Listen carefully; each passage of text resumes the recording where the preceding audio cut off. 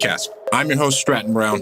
I interview successful entrepreneurs from around the world to see what moves they've made in their lives to get successful and, more importantly, stay successful. I'm here to make sure you can create a better life for you and your family. Let's tune in.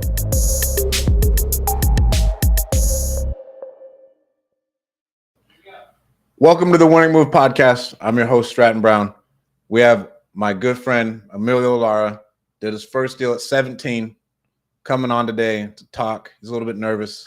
You can see him freaking out a little bit, but he's a badass dude. Did his first deal. Were you still in high school? I was in high school, yeah. All right, bro. So we're going to start off with your story. How did you, I got to share this into some Facebook groups real quick. How did you even find me on Facebook? I found you watching Flip with Rick. You were on his podcast, and you were mentioning that you were in Fresno, and that was like the first time I'd found somebody that was doing what I wanted to do in California. So I just reached out to you directly. How did you find Flip with Rick though? So like, how did I get started? Like watching that type of content? Like where did that even come from? Because at 17, I was looking at butts on Instagram. Like I wasn't like looking for wholesaling content. Yeah. So I mean, I just kind of dove deep into the education side of, starting wholesaling. And so like before that, or are you talking about? Bro, like what made you like, oh, you know what? Like I want to go make like a bunch of money. Because I was just thinking about football and girls.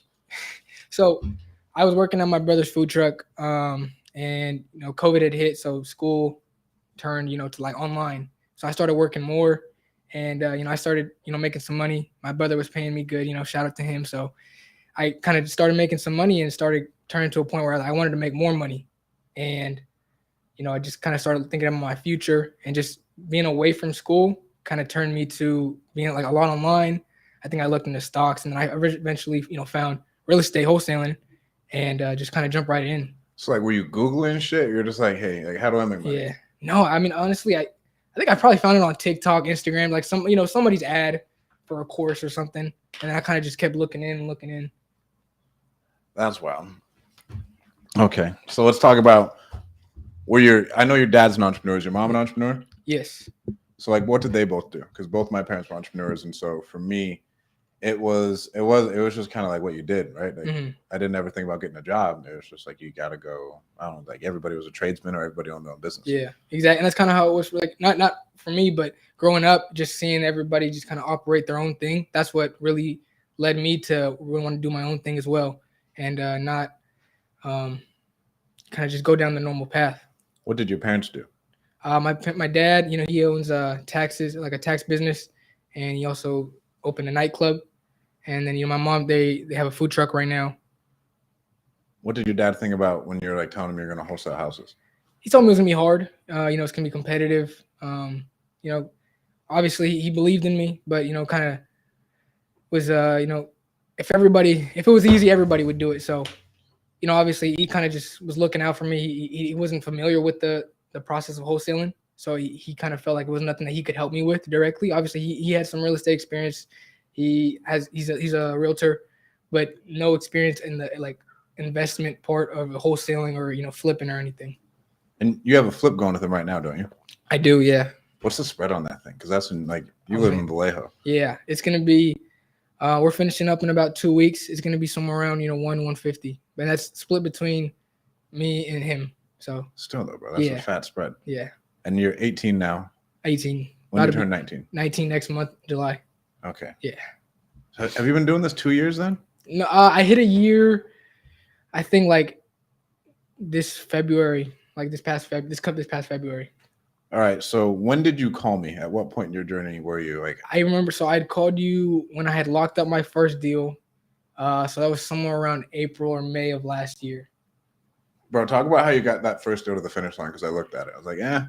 Yeah. I was like, I don't know. I think you gave me a buyer that came in like under my purchase price. Shout out Michael Ray. Well, he was the only person I knew who like bought up there, because we don't do a lot of business up there. What was the question? Where were you in your journey when you called me? Yeah, so I had like, how deep into it were you? Yeah, I just locked up my first deal. It was looking tight because the tenants. It was COVID. It was like heavy part of COVID, and tenants were still in there. I locked it up at like 190. I was sending it out to like Facebook buyers. They were giving me like 170, 180. Your buyer came in at 170, but eventually just found a broker who was able to buy for 212. Where did you find the broker? I think another Facebook buyer, just numbers. It's like the more people you reach out to, you'll find that one. Really? Yeah. And so you made $22K on that. Talk about how hard that one was and how the lady just pretty much called you out on your bullshit on a lot of stuff. Yeah, she was really educated on the process. They were like, I would say it wasn't like heavy distress or motivation. I mean, I think she had told me they own preschools and stuff. And it was really just they didn't want to own a house in the ghetto part of Stockton. So they were just letting it go. They had tried to list it on the market. But I mean, it was tough to get that contract signed. I think I had to send out like 3 different contracts because she wanted me to change the language. Yeah, to redline a bunch of it. Yeah. And then how did you have to put down a ton for EMD too? I did, because at that time I had asked my dad for some help, and he was telling me, because I think I was gonna put, everybody says put $500 for EMD. My dad was like, no, I mean she's gonna call you out. She's gonna call me out, like put 5,000. Show her you're serious, and thankfully that it worked. So did your dad help you out with the EMD, or did you just not put anything in there? I did leave EMD. I borrowed it from my brother. So shout out to my other brother. Hell yeah! So where did you find the deal? The deal, it was a cold call. It was I think it was like a high equity list. I had just started calling high equity absentee. I remember it's funny because that lead came in. She was like, yeah, I'm interested in selling. Call me back. I'm busy. I didn't think much. So I called her back maybe like the next day, and then she kind of just gave me the whole rundown. And she was asking a decent price. Like out the gate. Yeah. I think she was asking 200. I ended up locking it up at 190. And it's funny because that deal, they had tried listing it previously for 210. Didn't sell. And you got 212. And I got 212 from a cash buyer. Bro, that's wild. I mean, but that's like real perseverance and like actual problem solving. Yeah. So like, how'd you know how to like blast out on Facebook? I think I just made a post. Like it wasn't even really like, I just made a post, and everybody that kind of reached out to me, I was just sending them the deal. Did anybody give you any like lessons? Usually when dudes like send me deals, I'm like, hey, this is what I see. If you need help with anything, let me know. But it's not for me. If it isn't a deal I don't want. Yeah. I mean, as far as buyers, no. I mean, no. Everybody was kind of coming in just lowballing me.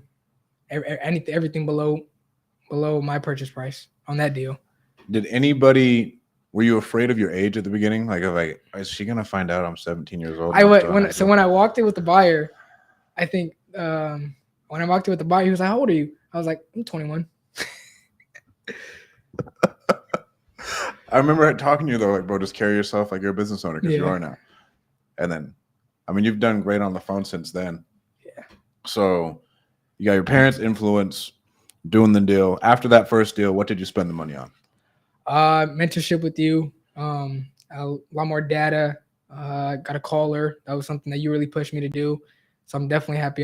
That made a big difference for sure. Just getting my marketing going and just kind of ramping that up right away definitely made a difference. So why was getting a mentor a really big deal, and why was getting a caller a really big deal? Just to lead me on that straight path. Kind of, I wasn't gonna get a caller. I think I told you, I was planning on getting maybe a deal a month until I got a caller. So that was my original plan. You told me, no, you got to ramp your leaves up. That was something that definitely helped, and just continuing to do that. So what was your thought process to help out other people at the beginning to where like, no, I'm not getting a caller? Because I got to talk to people all the time. Like, well, I don't want to spend any more money. Like, well, the only way your business is going to make money is if you spend more money on marketing. Yeah. So like, what was your thought process, and like, what helped you shift it? Like, what did I say? Not highlighting what I said, but like, what made your mindset shift? Well, I will highlight what you said, because what you said was, this is why you paid me. Those were your exact words. I remember I was on the phone with you, and I was like, no, I don't really want to get a caller right now. And you're like, bro, this is why you paid me. We're going to get you a caller. And okay. Can we go to break just real quick? Yeah. 60 seconds. Go ahead, Preston.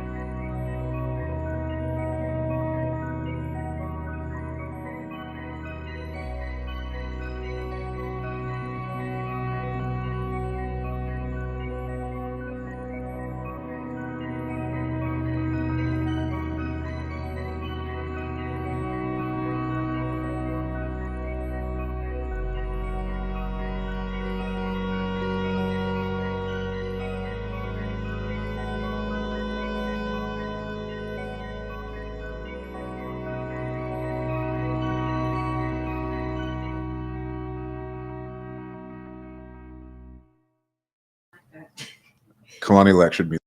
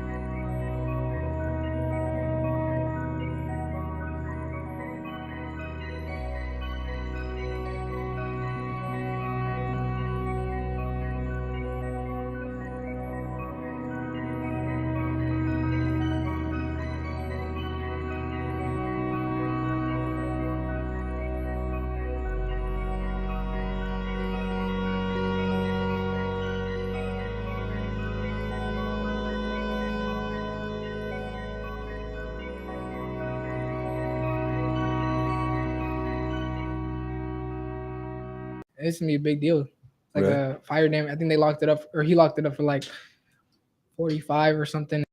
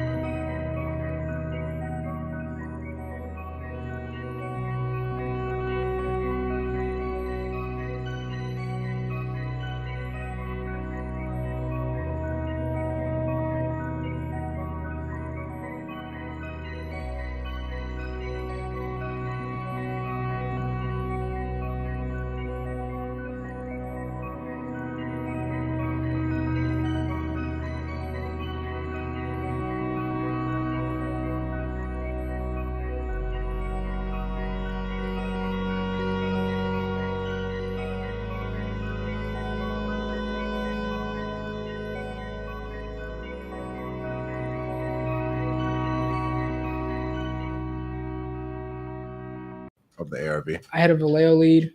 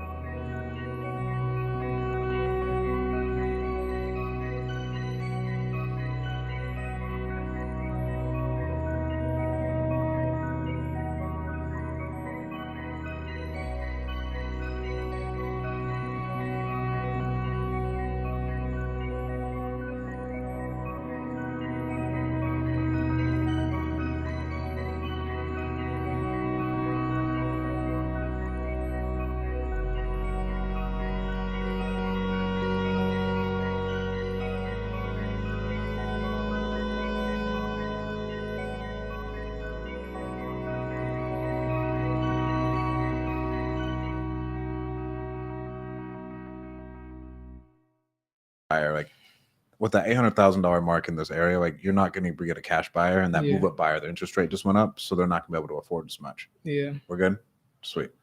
But like in the $1 million mark, like they still can afford. Like they're like, okay, debt's too expensive. We'll just buy it cash. Yeah. That's what I see.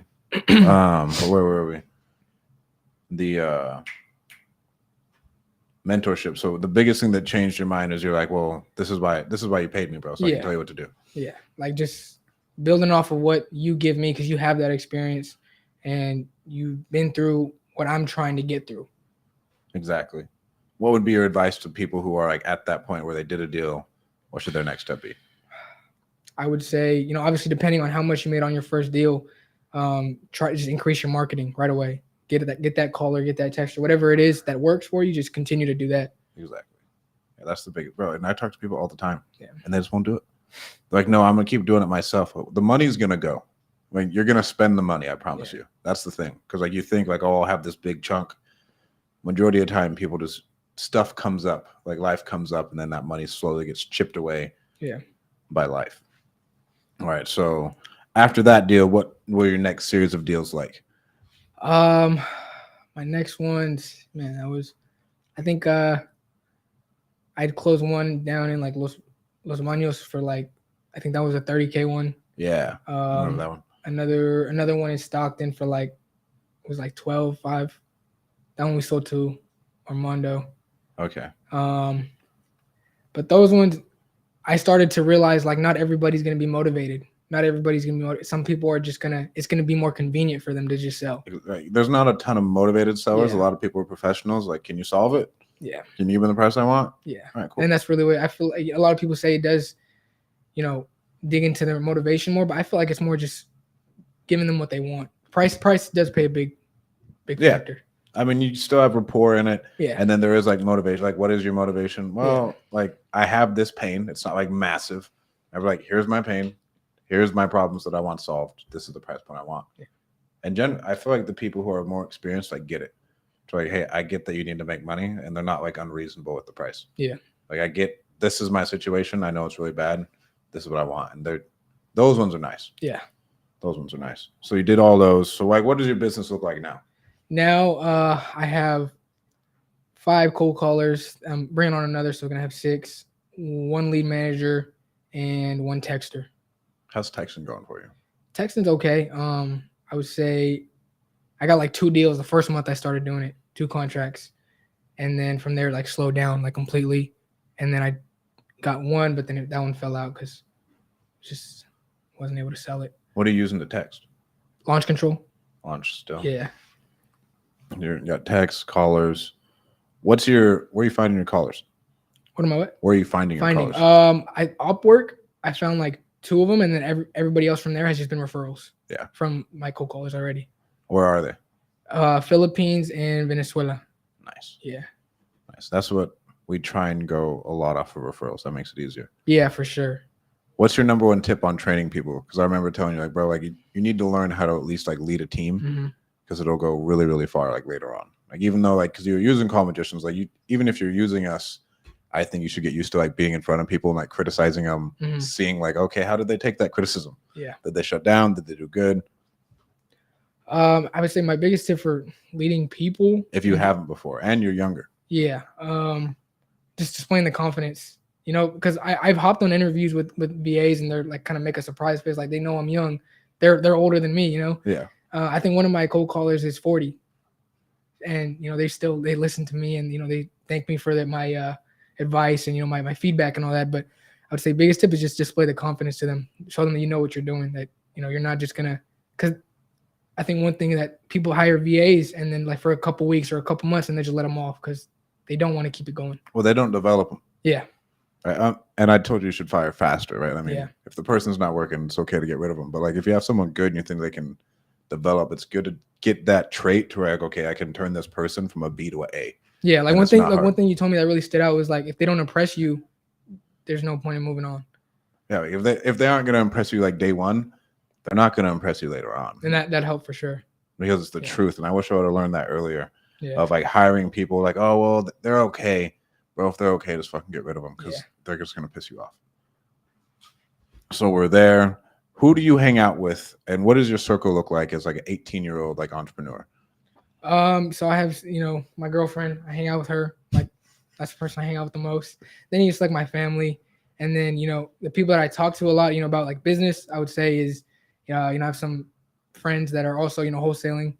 They're down in like similar areas where we are, and just kind of talking to them about what they got going on, what's working for them, and then just kind of explaining to them what's working for me. That helps me feel more confident in what I'm doing as well.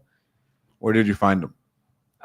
Going to meetups, your meetup, at Dean's meetup. I met Rogelio, and yeah, just going to meetups, and then just I think one time you posted me, that's when somebody reached out to me. So yeah, just going to meetups and just posting. They kind of. I forgot. I remember the first. You drove 3 hours to come to Jason's one time. Yeah, too.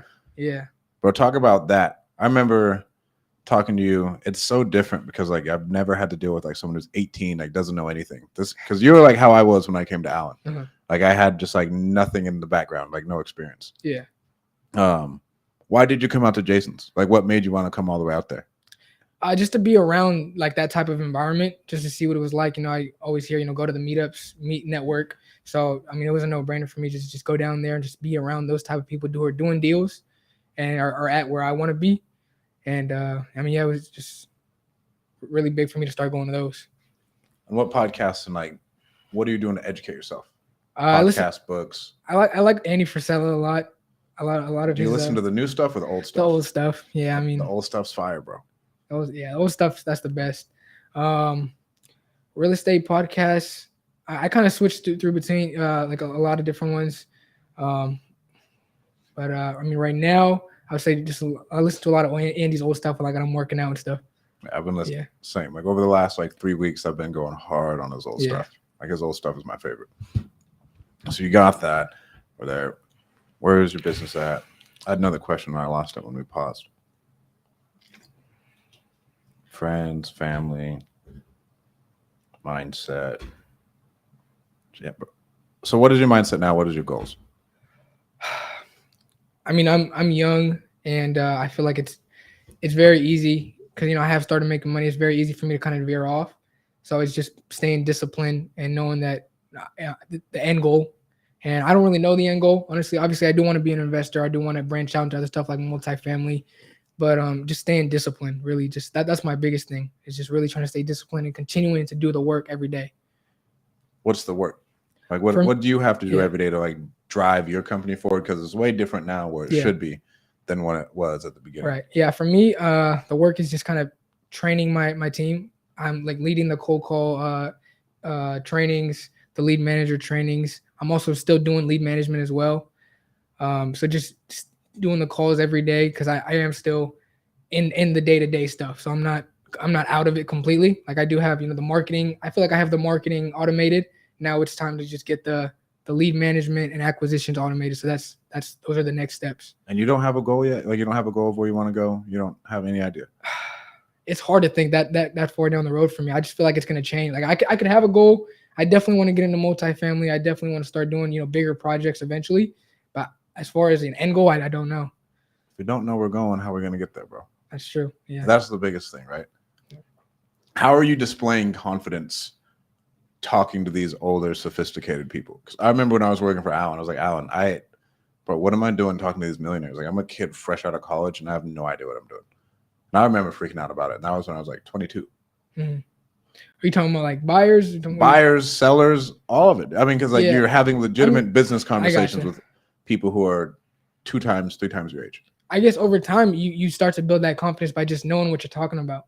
If it was back then, someone asked me what I feel like I could lock this deal up for, I wouldn't know. But now if I look at a deal, I evaluate, I know what I'm looking at, and just being able to know that I'm confident in what I'm talking about, that's really what helps me. What helped you gain that confidence as a 17-year-old? I would say just doing the work, just continuing to do it over and over again. Really just starting to understand what I actually am doing. Okay. What advice would you have for other 17-year-olds who are looking to get into wholesaling or really even get into business and have them come across as confident? I would say, dive deep into the education first, really understand what it is that you are doing. And then, I always say is just pick one thing and just stick to that because it's so easy to get the shiny object syndrome and try a little bit of this and try a little bit of that. But I feel like as long as you stick to one thing, you really go hard in that, it's going to work. Did you ever vary from thing to thing? I did. Yeah. I tried like different markets. I think before I got my first deal, I pulled data in like 6-7 different markets out of state. I was like, let me try virtual. People say California is too difficult. I tried calling, texting. I tried a little bit of RVM with like different softwares and never did anything consistent for like the first few months. It took me a while to just realize, okay, let me just stick to cold calling myself and just doing that. So what made you decide to pick a market too, though? Because that's one thing where I think everybody goes wrong. So I was at a point where I had leads in my CRM and my Podio, like some in Texas, Colorado, Tennessee, because all the places I pulled data from. And I was at a point where I was like, I know I can be successful, or I know I can do a deal. Because this is before I had done a deal. Uh-huh. I know I could do a deal if if I'm consistent in one market. And I was kind of looking like, hey, which market should I do though? Because I had pulled data in so many different markets. And then I just got a super hot lead in Stockton, and that's when I was like, okay, I've been thinking, what should I do to choose my market? And this is it. This hot lead right there. I didn't even lock that one up, but Stockton's been working, man. And then you're doing stuff in Vallejo now. What does that look like? Vallejo, yeah, I'm doing just texting out there right now. I stopped cold calling just because I wasn't getting the results I liked. Yeah, what was it like with that demographic of people cold calling? I was getting a lot of sarcastic people. I realized, I was at, because one thing I'm starting to track is like how many leads I'm getting or how many leads it takes me to get a qualified lead, and just realized like it was hard for me to get a qualified lead out there. So I was like, okay, let me just stop cold calling there and start texting. And then when I started texting out there, I got like 2 deals out there in a month. In the first there you month. go. Well, how many leads is it taking you to get a qualified lead? It's at about 50. 50 to get a qualified lead. Like qualified lead is someone with true motivation, Yeah. asking a discounted price. And then from there, what's your close rate? I'm not tracking that. I need to, but from there, I would say so the way I'm doing it right now is my lead manager is like setting appointments. Anybody that has motivation or is asking a discounted price, they're setting appointments for me to just make the offer. Uh-huh. And from there, I'm aiming to get at about like for every 25%. So if 25% of appointments I get under contract, I'm not there yet. Uh-huh. I just kind of started bringing on this new process of the lead manager, so I'm working on that. There you go. And how long have you had your leads manager? Is this the same one or is this a different one? No, different one. I think he was my cold caller before. I think end of May is when I first transitioned into that role. All right. Bro, what other advice do you have for 17-year-olds who want to get into business? Get into business, I would say just kind of choose what you want to do, because there's so many, there's stocks, crypto, real estate, e-com. I mean, there's so many different things. I would say choose something that you feel like you could see yourself doing long term. Because that's what I'm trying to do is just build a sustainable real estate company right now before I veer off into other things. Mm-hmm. People told me get into e-commerce, get into all this stuff, but I think you told me just build this now before you start getting into all this other stuff. Really focus on building this one thing really good until you start veering off and putting your time into other things. Because if I were to put my time into other things, it would take away from this. Bro, it just all fall to the wayside. Yeah. Like you actually have like a cadence and momentum going, and you can tell. Or if you start going into like e-com or whatever, because I remember you wanted to buy one. Yeah, I did. And I was like, bro, simmer down. Like all of our money should go into education. I think this is a good lesson for people. I remember talking to you like, bro, I'm looking at my P&L and I'm not happy with it at the end of the year. You mind sharing that story? Because I think that is a powerful story. I put a lot of money into education towards the end of 2021. And towards the end of that year, my P&L just started like profit less and less and less. And then kind of going over that with you, you're like, you put this much in education. What's wrong with it? You're like, those are skills that are never going to leave. And it's true. And on top of that, also being in those groups, you build relationships with people that, you can have over time, a long time. And I just remember being like, bro, if you had this much money left over afterwards, I just go tell you to go put it in education. It's like, you're fine. And those are never going to go away. And the relationships, like, so you're in Gino's thing, you're in Steve's thing, you're in mine. Like all those relationships are never going to go away. Yeah. And didn't Gino just teach you something? You made a fuck ton of money off of it. Yeah. I'm transitioning to trying to list deals on the MLS. That's hopefully going to be a game changer. With the market changing and everything, kind of got to be more conservative on what stuff can sell for on the MLS. And because, when you're selling the MLS, you're typically not going to sell it to like a cash buyer. No, you're selling it. And it obviously has to be something that's a little more turnkey, but hopefully that can make a big difference too. Hell yeah. All right. You got anything else for the listeners, bro? Yeah. Just portray the confidence, just dive deep into that one thing and then really just go hard in that until you feel like that's built. Hell yeah. I don't think I have anything else, dude. Let me look it up real quick. But thank you so much for coming on. Thanks for having me on, man. I appreciate Get some goddamn goals, bro. Get some goals. You're too smart. You need to have somewhere you want to go. Yeah. I appreciate you bringing me on here. You've been telling me for so long that I have to, start putting myself out there. And, I've heard you. I haven't done it, though. Not nearly enough. So this is the start. Bro, how many people did a deal at 17? How do you even get the contract signed at 17 years old? How'd the title company even fucking... Me and my dad have the same name. You're kidding. They never even asked for like my social or anything like that. So, I feel like there was never really... Because you legally can't sign a contract. Yeah. And so you and your dad have the same name and so they aren't even worried. Yeah. That was that was what I was anticipating to use. Like, oh, it's my dad, But, it never even really came down to that. I never had to like prove anything or... That's dope. Jake, are there any questions?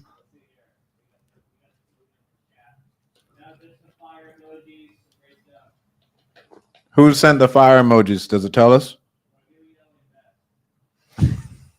Oh yeah. Shout out Rogelio. Yeah, man. Shout out Rogelio. He's killing it, man. He's killing it. All right, man. Thank you so much for coming on. Thank you guys so much for tuning in. Thank you, guys. Thank you, Strat. Of course, bro. You did good, bro.